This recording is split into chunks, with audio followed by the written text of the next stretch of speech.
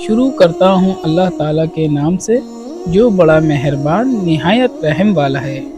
حدیث شریف، آپ صلی اللہ علیہ وسلم نے فرمایا، مسلمان وہ ہے جس کی زبان اور ہاتھ سے مسلمان بچا رہے، اور مہاجر وہ ہے جو ان کاموں کو چھوڑ دے جن سے اللہ نے منع فرمایا۔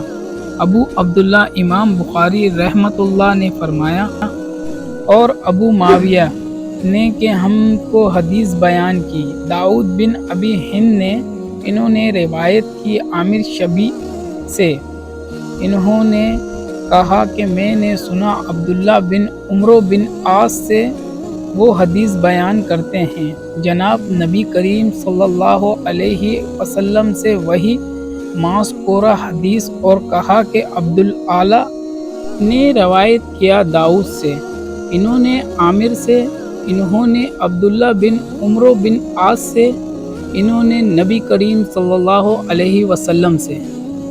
حدیث شریف، رسول اللہ صلی اللہ علیہ وسلم نے فرمایا، اسلام کی بنیاد 5 چیزوں پر قائم کی گئی ہے۔